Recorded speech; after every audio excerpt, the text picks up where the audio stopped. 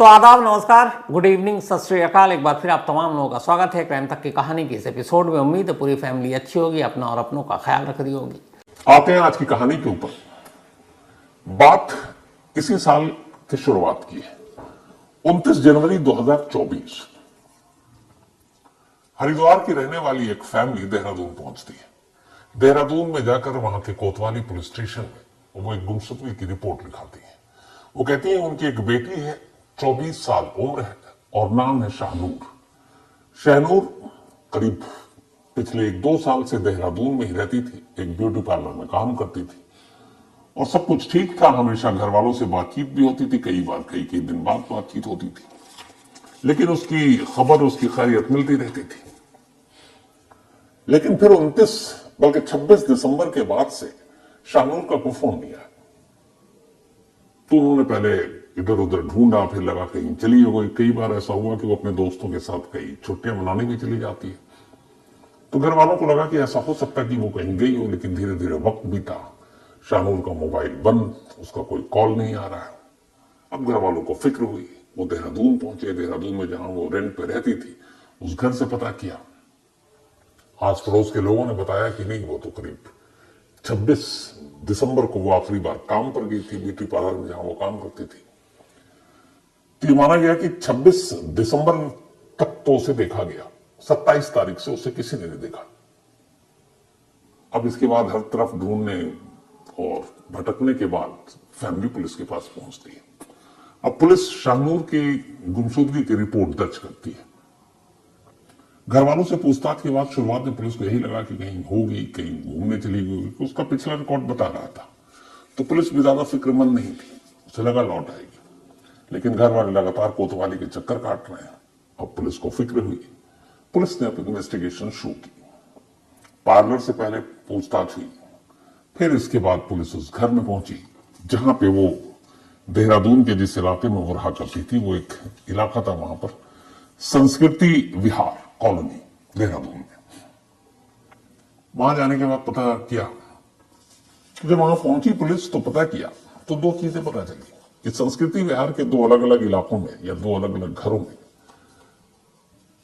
शाहनूर रहा करती थी। एक घर तो उसने जो छोड़ दिया, वहां की लैंडलॉर्ड और बाकी लोगों से पता चला तो उन्होंने कहा कि हाँ वो यहाँ पहले रहती थी, छोड़ दिया। तो छोड़ने की वजह क्या थी, तो पता चला उसका फिर एक दोस्त आया और उस दोस्त ने वहां पर आकर उससे बातचीत की थी और फिर ये दोनों एक दूसरे घर में जाकर शिफ्ट हो गए और दोनों वहीं रहने लगे।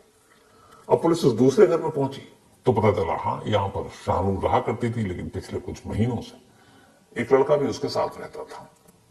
अब पुलिस को पता ही नहीं वो लड़का कौन है। रेंट पे मकान लड़की के नाम पर, सब कुछ एग्रीमेंट। अब पुलिस उस लड़के के बारे में परिवार से पूछती, परिवार को कोई जानकारी नहीं कि किसी लड़के के साथ वो रह रही है। परिवार को लगा ये गलत पुलिस के पास खबर है, लेकिन पुलिस की टीम लगी रही और धीरे धीरे पता किया।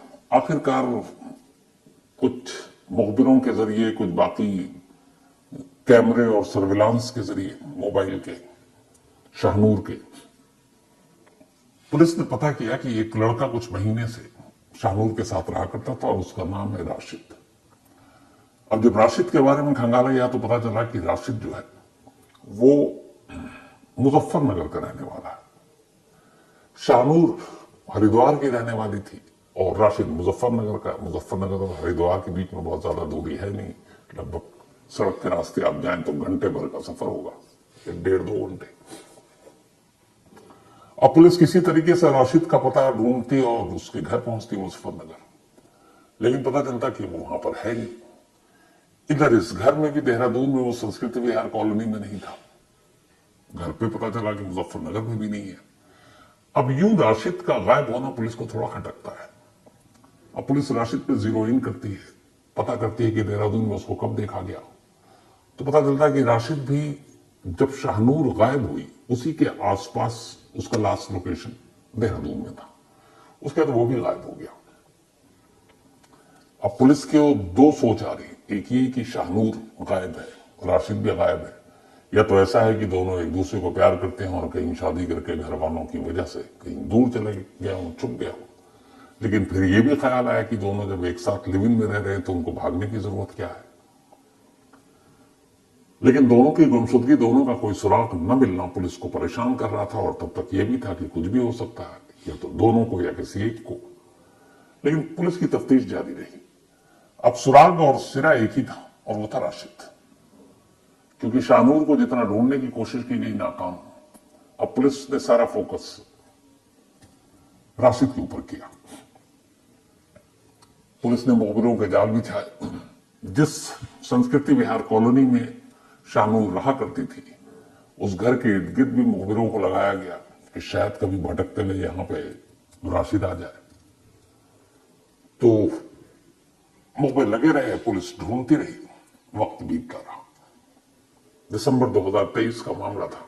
जनवरी आ गया, फरवरी आ गया, मार्च आ गया। शाहनूर को गायब हुए करीब 3 महीने हो चुके हैं। 3 महीने में उसकी कोई खबर नहीं, न कोई फोन, न कोई मैसेज, न कहीं और किसी शहर से। इस दौरान में पुलिस कई शहरों में भी गई, जहां जहां उसको क्लू मिलता कि शाहनूर का कोई रिलेटिव है या राशिद का कोई जो दोस्त है, पर खाली हाथ लौट आती देहरादून पुलिस। इस तरीके से वक्त बीतता रहा और मार्च का महीना आ गया। पुलिस के हाथ अब भी खाली थे। तभी अभी हाल की बात है कि अचानक एक रोज पुलिस को एक मुखबिर से पता चला कि राशिद जैसा एक शख्स उसी शालीमार कॉलोनी में देखा गया, और हुलिये से यही लग रहा है कि वो राशिद है। अब पुलिस को पहले तो ये हुआ कि क्यों आएगा और कैसे आएगा, जबकि अगर मान लो कि उसने कुछ किया। फिर ये भी हुआ कि अगर कुछ नहीं किया, हो सकता दोनों कहीं और शिफ्ट हो गए तो आ भी सकता है। ये बात है 30 मार्च की, अभी मतलब 2 दिन पहले, बल्कि आज 3-4 दिन पहले की। तो राशिद की तस्वीर और सारी चीजें थी। मुखबिर की खबर आई, लोकल पुलिस भागकर मौके पर पहुंची। वहां पे मुखबिर ने बताया कि राशिद इसी घर के आसपास घूम रहा है।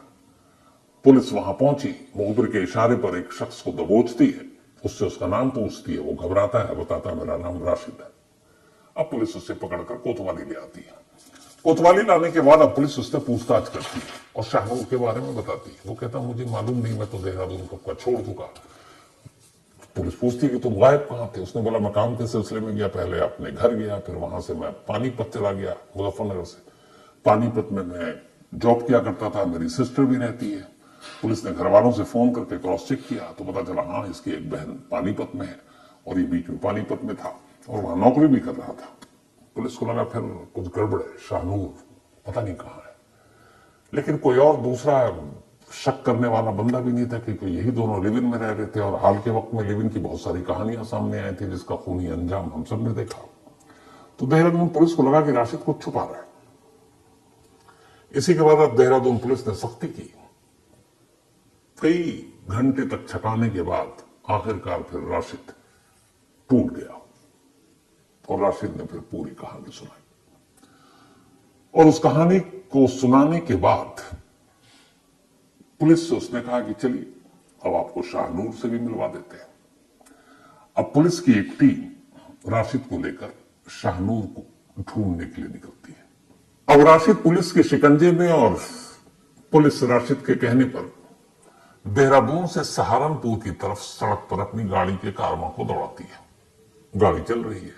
देहरादून से बाहर निकलने के बाद करीब 5-6 किलोमीटर आगे एक आशा रोडी नाम की जगह है, और वहां आसपास खाई है, थोड़ा जंगल है। तब तो वहीं पे पहुंचे। राशिद ने अचानक मेन सड़क से गाड़ी को कच्चे रास्ते पर उतारने को कहा। वहां जंगल और खाई, पुलिस की टीम ने गाड़ी रोकी। उसके बाद अब सब गाड़ी से उतर गए और वो पैदल चलने लगा। पैदल चलने के बाद उधर सन्नाटा, शायद ही कोई उधर जाए। कुछ देर तक वो पुलिस को चलाता रहा, पुलिस उसके पीछे पीछे चलती रही। पुलिस ये भी सोच रही है कि यहाँ इस इलाके में शाहनूर कहाँ मिलेगी, यहाँ ना कोई घर है, ना कोई रिजॉर्ट है, ना गेस्ट हाउस है, बियाबान, सुनसान जंगल और खाई। खैर पुलिस चलती रही, और आखिरकार चलते चलते एक जगह राशिद रुकता है, और फिर एक झाड़ियों के बीच एक खाली जगह की तरफ उंगली करता है और इशारा करके पुलिस को कहता है कि वहां एक बैग पड़ा है, जाइए उस बैग को खोलिए, शाहनूर उसी में। पहले तो पुलिस को कुछ समझ में नहीं आता, यकीन नहीं होता। लेकिन फिर पुलिस की टीम, क्योंकि राशिद के इशारे पर ही चल रही थी, धीरे धीरे उस बताए हुए जगह पर पहुंचती है, झाड़ियों को हटाती है और देखती है सचमुच वहां एक बड़ा सा बैग पड़ा हुआ है। बैग के करीब जाते ही पुलिस को एहसास हो जाता है कि कुछ गड़बड़ है। बैग भी लगभग सड़ी हुई हालत में हो चुकी थी नीचे की तरफ से। पुलिस की टीम बड़ी मुश्किल से बैग का चेन खोलती है। जैसे ही चेन खोलती है, अंदर एक बेहद सड़ी गली लाश ठूसी पड़ी थी। अब उस बैग समेत उस लाश को लेकर पुलिस देहरादून वापस आती है। आने के बाद उसको मुर्दा घर भेजती है पोस्टमार्टम के लिए। उस बैग के साथ कुछ लाश की चीजें भी थी। शाहनूर के घर वालों को बुलाया जाता है। उनमें से कुछ चीजों को देखकर वो पहचान जाते हैं कि यह शाहनूर है। यानी बैग में बंद शाहनूर मर चुकी थी और पिछले 3 महीने से उसी जगह पर, जिस जगह पर 30 मार्च को राशिद देहरादून पुलिस को लेकर गया, उस बैग में बंद पड़ी थी।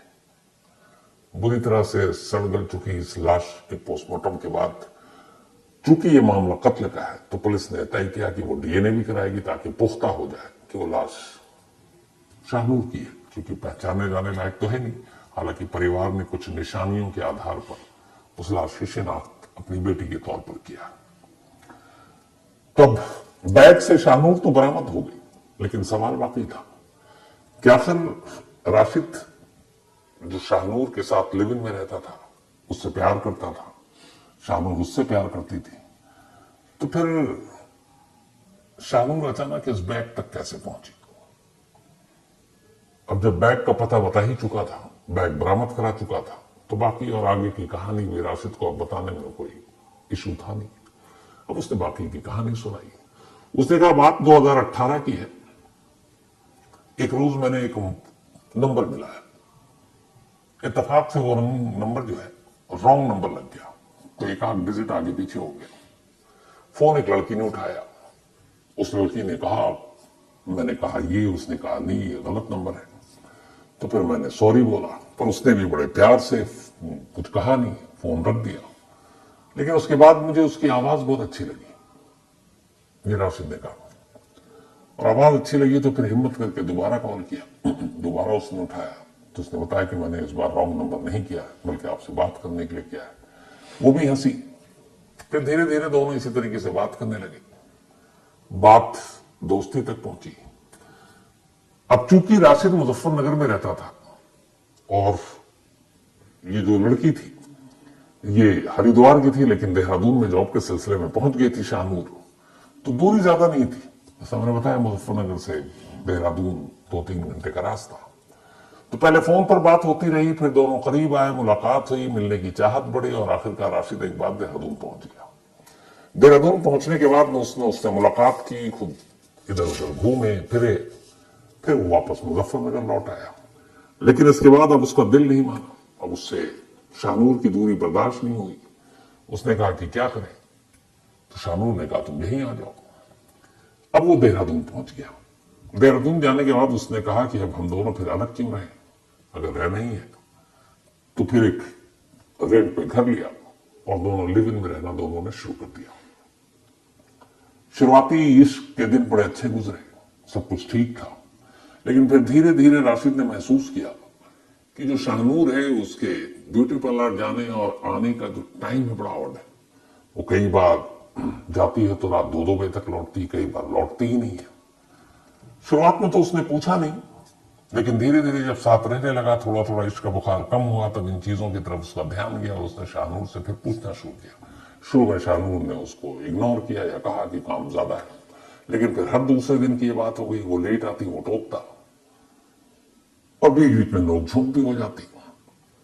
26 दिसंबर 2023 ये वो रात थी जब राशिद घर पे इंतजार कर रहा था। शाहनूर पार्लर गई थी और उस रात वो करीब 2:30 बजे घर लौटी। ये 26 और 27 दिसंबर की दरमियानी रात की बात है।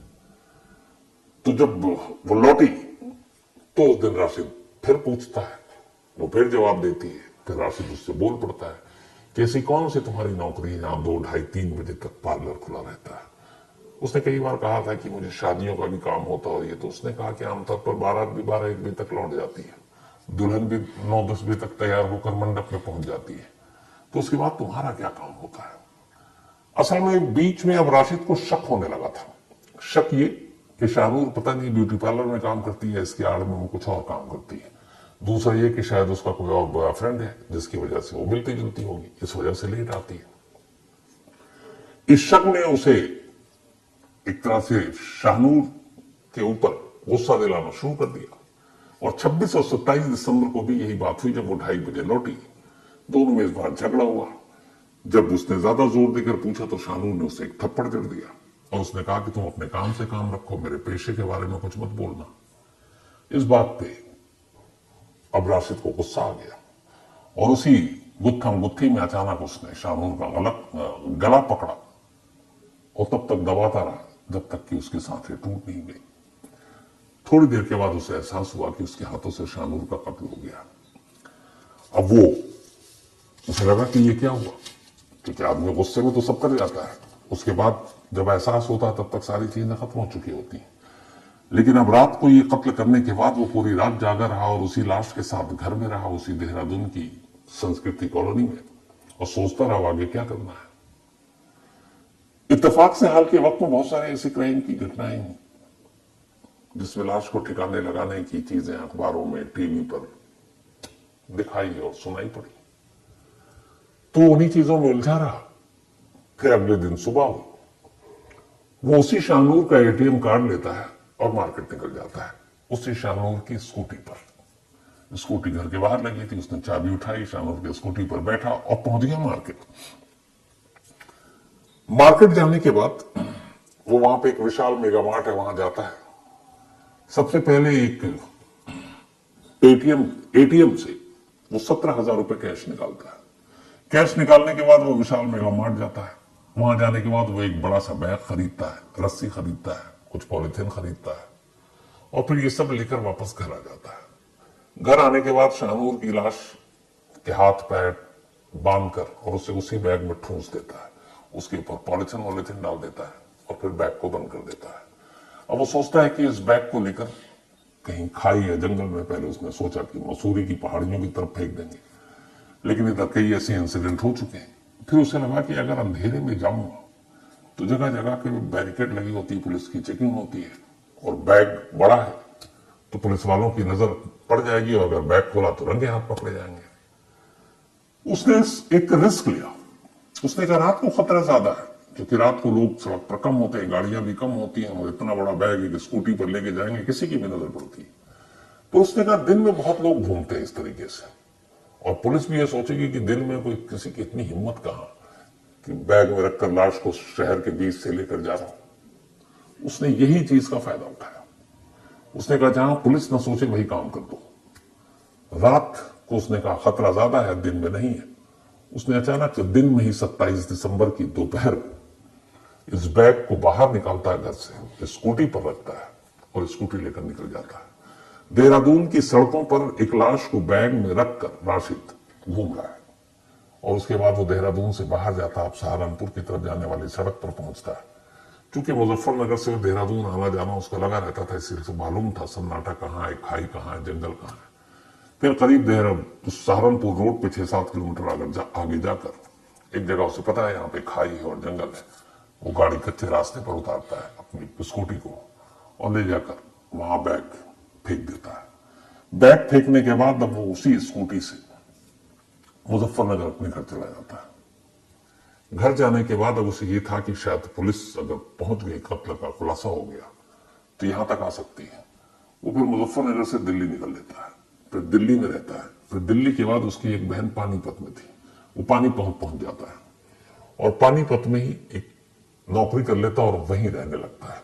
धीरे धीरे वक्त बीतता, अब 3 महीने बीत गया, दिसंबर से मार्च आ गया। उसे लगा कि ये केस किसी को पता ही नहीं है कि अब कोई कत्ल हुआ है या किसी की जान गई है, क्योंकि अब तक अगर ये पता होता तो फिर मीडिया में, अखबारों में खबर आ जाती। लेकिन शाहनूर की कोई खबर ही नहीं आ रही है कहीं, या देहरादून में कोई बैग में लाश मिली। तो उसे लगा इसका मतलब पुलिस अंजाम है और उसे पता ही नहीं कि पुलिस इधर अपनी जांच कर रही है, मुखबिर लगे में है। उसके कुछ सामान पड़े थे उसी घर में, जो संस्कृति कॉलोनी में, और उसे उस सामान की जरूरत थी। जब 3 महीने उसने इंतजार किया और 3 महीने बाद उसने अचानक 30 मार्च को यह तय किया कि चलकर उस घर से सामान निकाल लेते हैं, क्योंकि अब तक तो शाहनूर का कुछ पता नहीं चला है, तो यह भी नहीं है कि उसका कत्ल हुआ या कहीं गायब है। अब वो पहुंच गया और इत्तेफाक से मुखबिर की नजर उस पर पड़ गई।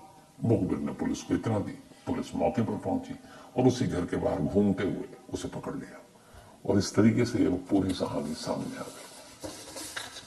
हाल के वक्त में लिव इन में रह रहे लोगों की इस खूनी और खौफनाक कहानियों का सिलसिला बहुत सारा हो गया। आफ्ताब पूना वाला श्रद्धा हो, मुंबई का वो साने और सरस्वती हो, दिल्ली की निकी और साहिल की कहानी हो, लखनऊ में अभी हाल में रिया और ऋषभ, इसके अलावा न जाने कितने लोग जो लिव इन में रह रहे हैं और फिर लिव इन में रहने के दौरान एक दूसरे का कत्ल कर देते हैं और फिर लाश को ठिकाने लगाने के अलग अलग तरीके सोचते हैं, बट ये नहीं सोचते हैं कि एक दिन पकड़े जाएंगे। तो इस लिव इन में रहने के दौरान एक और कत्ल और कत्ल के बाद लाश को छुपाने का एक और तरीके की सबसे नई कहानी है। तो सोचिए आप, 3 महीने तक एक लड़की एक बैग में बंद एक सुनसान जगह पर पड़ी रही और किसी को भनक तक नहीं लगा। तो ये थी आज की